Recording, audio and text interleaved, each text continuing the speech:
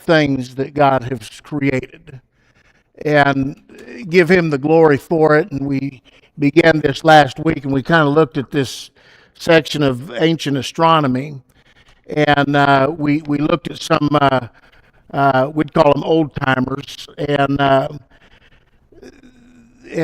we looked at a guy named Ptolemy. And if you remember right, Ptolemy had a designer. He came up with the idea of geocentric solar system, which means he thought that all of the planets revolved around the Earth, and that's what they mean by geocentric design. Is for a long time, for nearly 1,000 years, they used Ptolemy's model where all of the planets revolved around the Earth. Okay, the early believers felt like this was the truth, that Earth was stationary, everything rotated around us. Okay, but later on, a guy named Copernicus, if you remember right, came up with what he called the heliocentric philosophy or idea of the creation, where everything revolved around the sun. And of course, he was right. Okay, he didn't have a perfect design, but we kind of looked at that. And then we talked about a guy named Kepler, if you remember right. And this guy named Kepler, he kind of came up with some different laws of planetary movement and all of this other stuff. But one of the things is he's kind of discovered where most people thought everything revolved in a perfect circle, found out that they revolved around in more of an elliptical shape, and so he designed that. But then later on, a fellow named, you've probably heard of him, a guy named Galileo, came along, and he invented what? Huh? What did Galileo invent? Telescope. All right. And so Galileo invented this telescope, but a good set of binoculars, they said, would see what Galileo could see through through his original telescope. But remember, he kind of wrote to the king and said, "Hey, you can spot a ship 2 hours before it even gets here, and you can even see the quality of the ship and all of that." And so it was quite the invention. But also Galileo looked up and he saw some stars around Jupiter, and those stars turned out to be moons. And so he discovered the 4 moons of Jupiter, and that was the first thought that you mean there's more moons than ours. And then Galileo also believed in the heliocentric idea, where the sun was the center and everything revolved around the sun. Okay, but what happened? What happened to Galileo? Does anybody remember when the Catholic Church got wind of he's promoting this idea of everything rotating around the sun? What did the Catholic Church do? Well, they put him under house arrest because they said that's the wrong teaching, that they believe that what Ptolemy wrote, and that the earth is the center of the universe. And turns out later on it was proven that in fact the sun was the center and everything rotated around the sun. So we also learned this. How does the heavens and all of this stuff how does it help us tell time?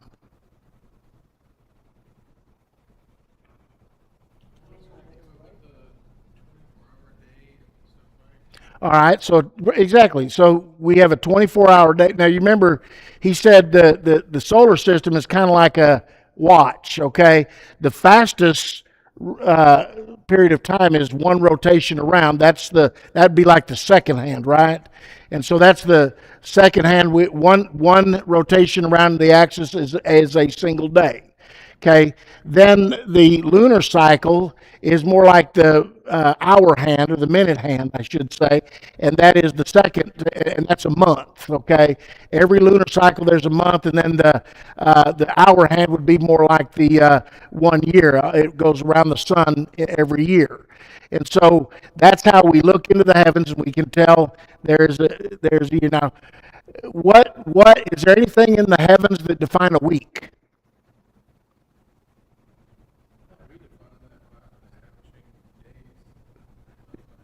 God defined it, right there in the book of Genesis, the first day, the second day, the third day. So God established what a week is. In fact, we'll study this Sunday that even said 6 days you will work, and then on the seventh day you do what?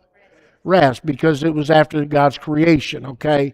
And I'm sure that meant that, for the nation of Israel, that was given as the nation of Israel. I'm sure that meant that for 6 billion years they were supposed to work and then they get a billion years off, right? Now, these are 24-hour days, all right? So again, the heavens. So name some ways that the universe kind of exhibits order and design. Huh? Tides, yep. And just again, just the way everything rotates and okay, huh? Amen. Yeah, exactly. So you're talking about the largest of solar systems to even just the atom. Uh, all can see how everything's designed by God's way. Okay, and it's intelligent design, we could say. All right. So how did Christian worldview? We talked about how did the Christian worldview uh, fuel early astronomers' discoveries?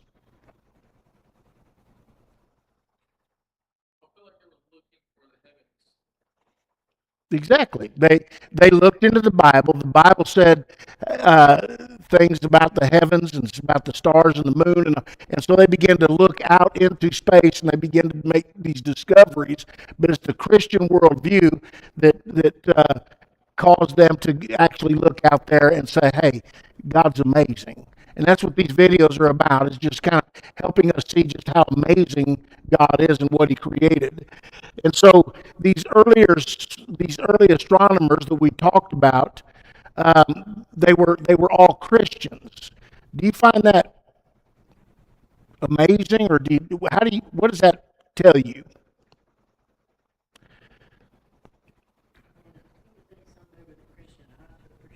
Yeah, and do you think people buy that philosophy today? That All right, so we're just looking at kind of the ancient idea of astronomy. Today we're going to kind of look and see why some of this stuff happens. All right, and so we'll kind of just go through this, maybe jot down some questions, and we'll go from there. All right, so we'll go ahead and get started. Are we on, Allison? Thank you. If I can find the right button here, there we go. Oops, I got to point it at the.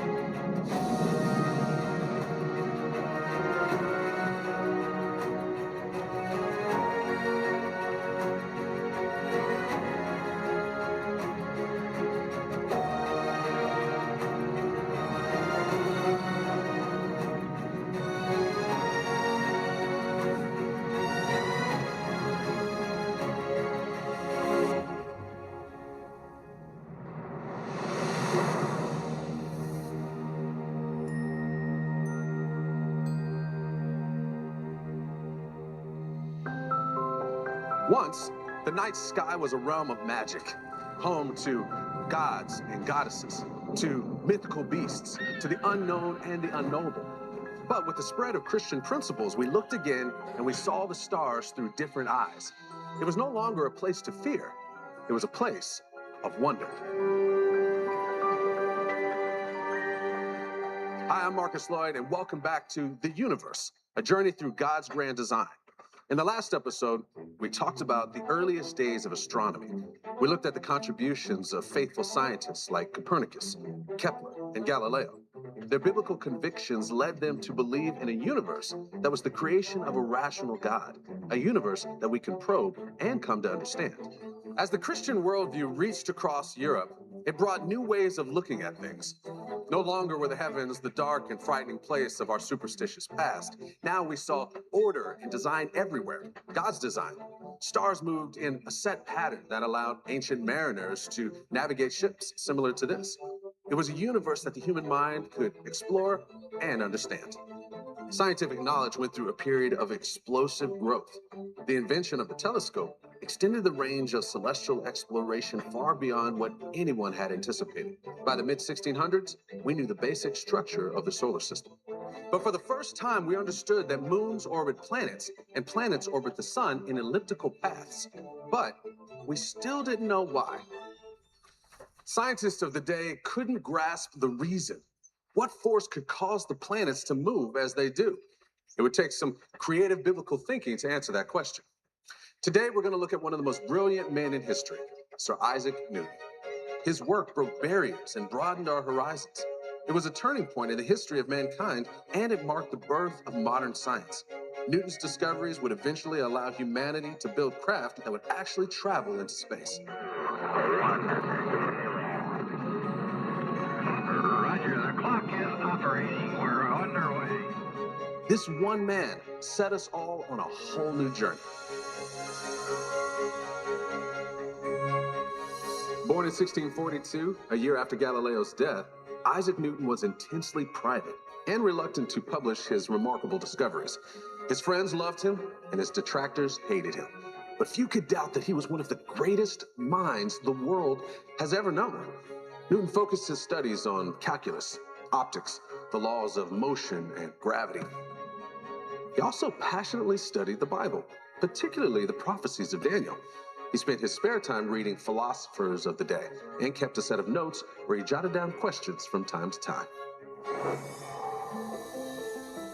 Isaac Newton was simply one of the greatest physicists who ever lived. He made tremendous contributions to mathematics and physics, particularly in the development of calculus. Newton formulated his 3 laws of motion as well as his law of gravity, and these are very simple rules. You can write them down on an index card, but if you follow them through to their conclusion, you can use them to send astronauts to the moon. They are that powerful.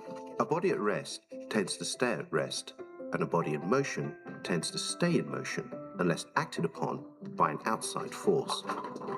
The acceleration of a body is equal to the force acting upon it, divided by the body's mass. For every action, there is an equal and opposite reaction.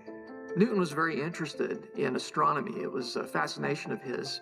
And when a comet appeared in 1680, it reignited his interest in astronomy. He had already read Kepler and Galileo, but at that time, they still didn't know why Kepler's laws worked. What was the underlying mechanism?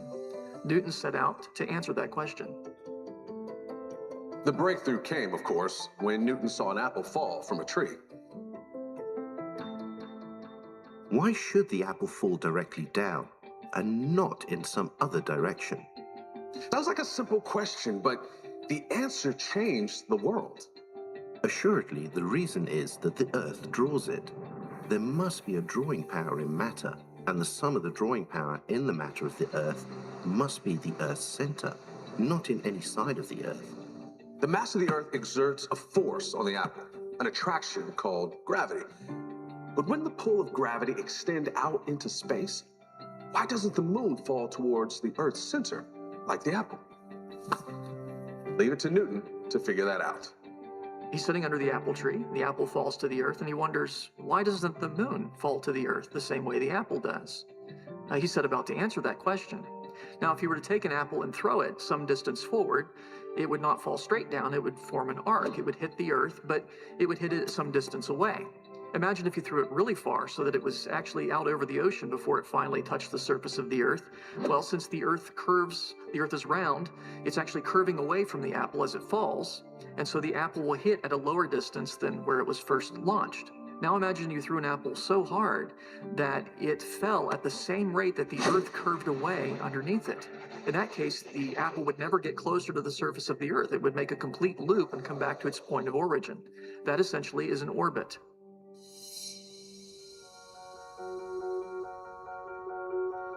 Newton realized that the moon does the same thing.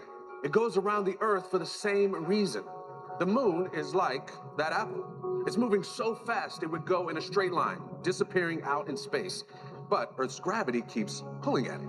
Gravity makes it move in a loop around us. It falls just like the apple, but the moon is falling around the earth. Sometimes gravity is called the glue of the universe. It holds everything together. It keeps the moon going around the earth, it keeps the earth going around the sun, and it keeps the whole Milky Way galaxy revolving, tightly held together by gravity. The moon and the earth are tied together by gravity. The gravity force keeps the moon in its orbit, and of course the moon pulls back on the earth and causes the tides. Now, gravity is a bit of a mystery. It's invisible. We're not quite sure what it is, but it acts all the time. It even holds us on the ground as well. And between the earth and the moon, it adds up to a very large number, millions of tons of force. Newton's laws of motion and gravity can be used to compute the motion of almost everything in our universe. For the first time, scientists understood why planets and moons move the way they do. Still, Isaac Newton remained modest about his many achievements. If I have seen further, it is by standing on the shoulders of giants. He must have seen a lot because he managed to set science on a whole new course. This was the first time that physics on Earth had been applied to outer space. Many ancient cultures believed that space was divine and obeyed different rules. But the Bible teaches that Christ is Lord of both heaven and earth. The Christian worldview says the whole universe, here and above, submits to God's power. So, everything obeys the same laws. Newton understood that God was behind all of this. Gravity explains the motion of the planets, but it cannot explain who set the planets in motion. God governs all things and knows all that is or can be done. When Newton published his book, his friend said, "Well, Isaac, you've done it this time. You're explaining everything. We don't need God anymore." And when Newton heard that, he spoke right up and said, "That's not what I did at all. I'm showing you how God put it together. God's revealing to me his handiwork." In other words, Newton was a godly man. He had a great respect for Scripture and his maker. In fact, Newton wrote more theology than he did science. He spent a lot of time studying the Scriptures. Newton literally wrote the book on physics in his Principia, but he followed that a couple of decades later with his work, his great treatise on optics, and it became the standard text for 200 years. Much of his book was about how the light is actually a wave. You can break its light up with a prism into shorter and longer wavelengths or different colors from violet to red. He also found that you can recombine those colors into white light again using lenses. And this answered a long-standing problem that astronomers were having with their telescopes. Up until that point, all telescopes used two lenses and to bring light to a focus, and that's the way they were able to magnify objects. And one of the problems we've had from the very beginning with telescopes, ones that use lenses, is a problem called chromatic aberration. The lenses themselves would act like prisms and would split the light and make a little rainbow hue. It's kind of pretty, but on the other hand, it blurs the images terribly. This chromatic aberration produced a purple halo around planets and stars, making good observations difficult. For years, astronomers struggled with the problem. Then, Newton fixed it. He replaced the primary lens with a mirror, a polished, rounded metal mirror. Glass bends different wavelengths of light by different amounts, but a polished surface will reflect all wavelengths equally. In theory, using a mirror should eliminate chromatic aberration. Pure silver was expensive and corroded quickly. So, Newton experimented with several other substances before settling on 6 parts copper and 2 parts tin. The result was almost as bright as silver and reflected plenty of light. Now, this was important because the more light that was reflected, the better the view. Newton's telescope completely eliminated the purple halo, resulting in images of perfect color. Newton had demonstrated the potential advantages of the reflecting telescope. Over time, telescopes would come to use glass mirrors with coated silver or aluminum on the surface. These are easier to grind and further improve the quality of images. But the basic design of the Newtonian telescope is still in use today. The poet Alexander Pope said, "Nature and nature's laws lay hid in night. God said, 'Let Newton be,' and all was light." By the late 1700s, a lot of astronomers were using Newtonian telescopes, resulting in many new discoveries. William Herschel was a British astronomer who constructed his own version of the telescope. Along with his sister Caroline, he began a search for binary stars in 1774. These are two stars in orbit together. To the eye, they look like one point of light. Through his telescope, Herschel saw that they were separate stars. He discovered several hundred of these binary star systems. He made lots of discoveries, one of which he realized that some of these cloud-like objects seen in the night sky, what we call nebula, some of these were actually clusters of stars. That was a hint that there might be other galaxies out there. He also looked at many stars, trying to figure out if there were binary stars. These are two stars orbiting one another. The discovery of binary stars and the way they orbit each other shows that Newton's laws work in deep space just the same as they do on Earth. This led to even more discoveries. Astronomers would eventually use Newton's laws to compute the mass of binary stars, or how much material they contain. When we want to find the mass of something, we usually weigh it. You step on the scales in the morning, and if your weight went up, that's a force of gravity between you and the Earth. It's probably your mass that is accountable for this. Now, you could ask, well, how do we find the masses of stars? Well, if we had some scales big enough, we could have them stand on it, but that's not very practical, is it? So what we do instead is we measure, again, the gravity, but this time it's the gravity between two stars in a binary system. They attract each other by their mutual gravity, and the motions they follow, the orbits they follow, depend directly upon that gravity, and from Newton's law of gravity, we can figure out what the masses are. While searching for double stars, Herschel made a discovery for which he is most well known. He noticed a small blue disk. At first, he thought it was a comet. The object moved slowly from night to night like a comet would, but it lacked the usual fuzzy appearance of a comet, and there was no tail. He saw that its motion was a nearly circular orbit, more like a planet. Herschel realized he had discovered a new planet beyond the orbit of Saturn. This was the first planet to be discovered since ancient times. Our ancestors, all the way back to Adam and Eve, could see 5 planets with their naked eyes: Mercury, Venus, Mars, Jupiter, and Saturn. In time, people came to understand that Earth is a planet as well. But William Herschel found one more, a planet that you can't see easily with the naked eye. Following tradition, the planet was named for a mythical god. It was called Uranus, after the Greek god of the sky, because of its light blue color.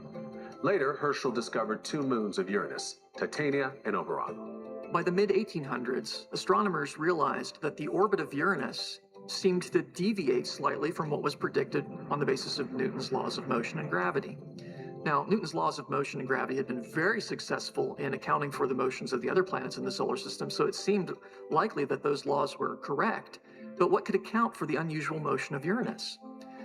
2 mathematicians independently realized that another planet orbiting beyond Uranus could cause Uranus to move that way by pulling on it with its gravity.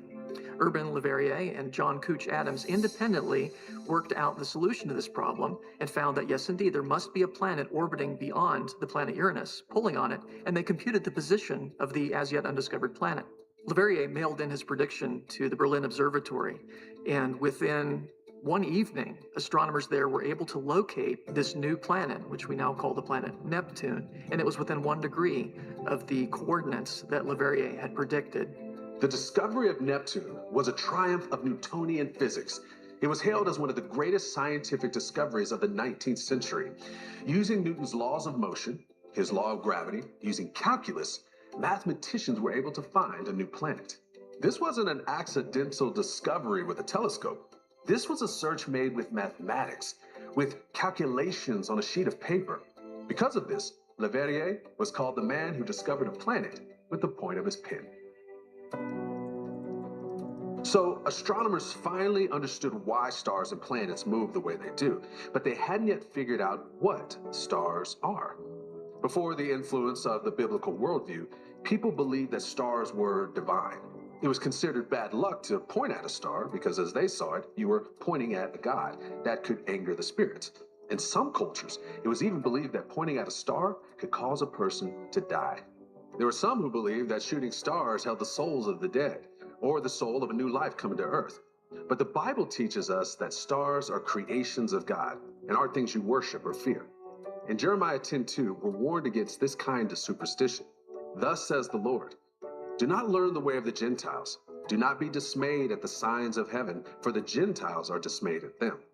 It would take a whole new field of science before we actually began to understand what stars were made of. Newton's discoveries in the field of optics paved the way for an entire new branch of astronomy, which we now call spectroscopy. One of the pioneers of this field was a German physicist named Joseph von Fraunhofer. He invented a device that split white light into a spectrum of colors with a much higher resolution than a prism. Fraunhofer found that when he passed sunlight through his spectroscope, the spectrum had small black lines in it. Apparently, some wavelengths are missing from the sun's light. It seems every light-emitting substance produces a unique spectrum, a sort of atomic fingerprint. The field of spectroscopy allows us to identify the composition of any such substance. As you got into the part of the 19th century, people began to realize that these different spectral lines were due to different elements. Hydrogen would produce certain lines, calcium, other lines, iron, other lines. And so this allowed us to do a lot of things. First of all, it allows us to figure out what the stars are made out of. That understanding really wasn't finished until the early 20th century. Once scientists understood this, new doors were open to them. Just by the type of light that is emitted and breaking it down into a spectrum, we can identify the composition of anything in the universe. It's a wonderful thing that the Lord has constructed the universe in that way, that the objects themselves, stars, give information about what they're made of. So we know today, for instance, the sun is about 75% hydrogen, about 1/4 helium, and a few percent everything else. And that's pretty common among their other stars, but you can learn many other things. You can look at what's called a Doppler shift. If a star is moving towards you or away from you, those spectral lines are shifted to different ends of the spectrum, towards shorter or longer wavelengths.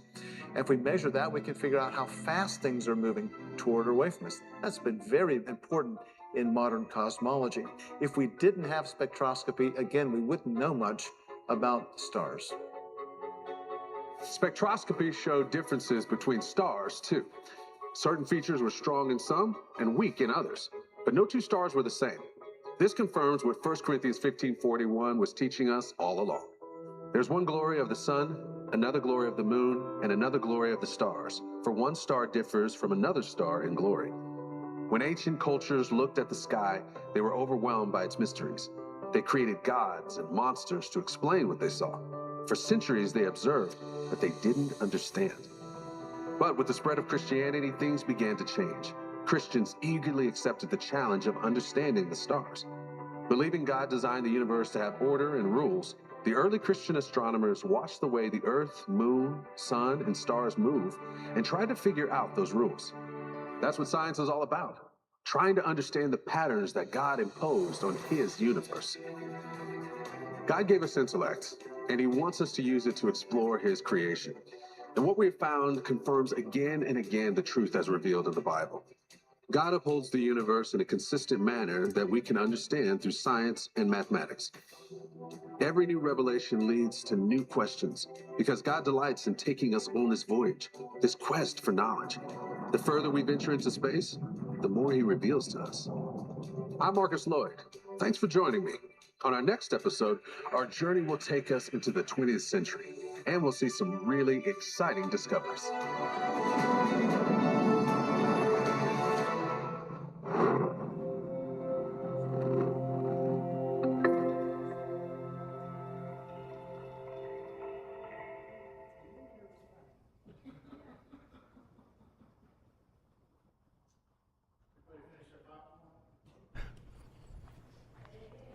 Oh.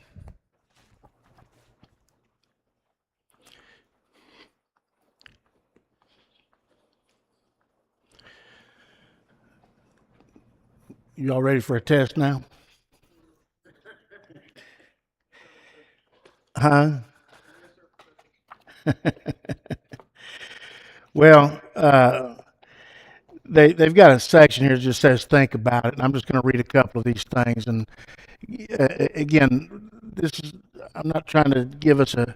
All I want us to do is just stand in awe of what God has made, and I also think it's quite a blessing that these different scientists that changed the whole science landscape, they were all Christians that looked into the Bible and said, hey, what's this all about? How did God design this? What did God do? And so the first think about it question that they give is, how did Christian conviction influence early astronomers' pursuit of scientific truth? Okay. Again, Christian convictions. In other words, they looked into the Bible. Is that right? And when they developed convictions that the Bible was true, now they set out to see how God actually designed these things. Okay. The second one is, what were Newton's three laws of motion? I don't remember, but I'm just. But one of them, of course, dealt with gravity. And to me, it was really fascinating to me how that, he's sitting under, and all of us heard this when we were kids, this story about Newton discovered gravity, okay, by watching an apple fall. But the whole thing is he sat there and scratched his head and say, why does it fall straight down? Why doesn't it fall as separate? And then why does the moon not fall to the earth? And so he basically, they explained it like if you actually throw over there, it's actually going in an arch. And then if you throw it really hard, you can throw it far enough to where actually it lands at a lower point than what you are. And then if you throw it really, really hard, it makes an orbit.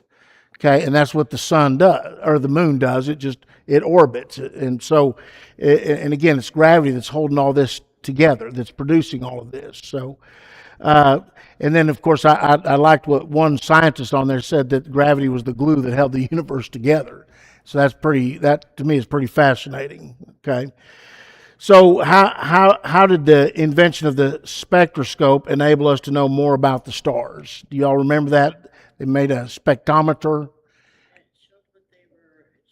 Each thing showed different, each gas or whatever. Right, the colors, the different colors meant or represented different things. And so what it did is they can look out into the stars. And of course, he pointed out the verses in 1 Corinthians there that all the stars are different and this, and they're not of the same glory.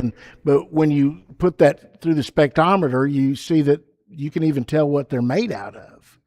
And so I just thought that was kind of fascinating as well. That was 1 Corinthians 15:41 that he looked. But anything else just reach out and grab you out of this?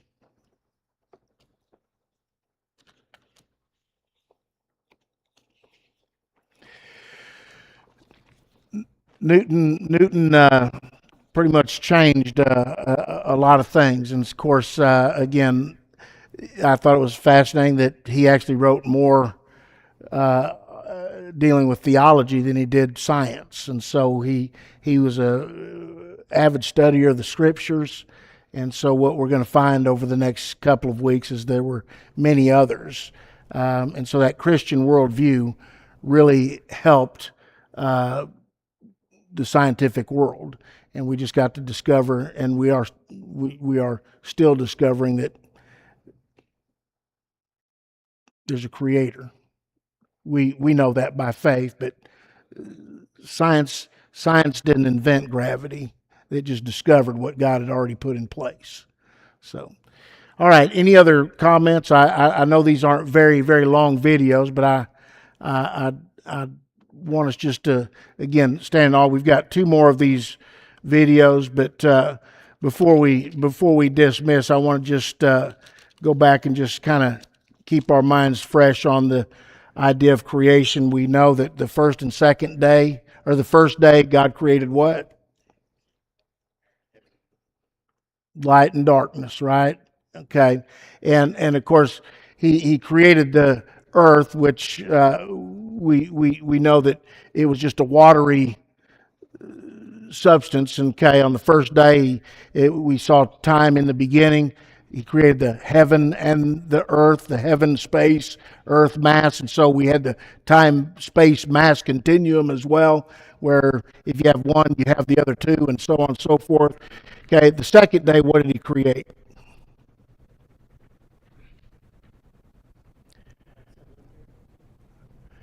There was a firmament. Remember, he separated the waters from the waters, and there was a firmament between the waters and the waters. That is what we refer to as the sky, right?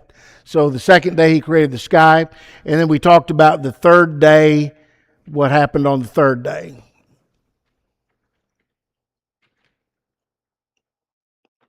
It says in verse 9, Genesis chapter 1, verse 9, it says, God said, let the waters of the heaven be gathered together in one place, let the dry land appear, and it was so. And so dry land appeared on the third day, is that right? And then what else appeared on the third day?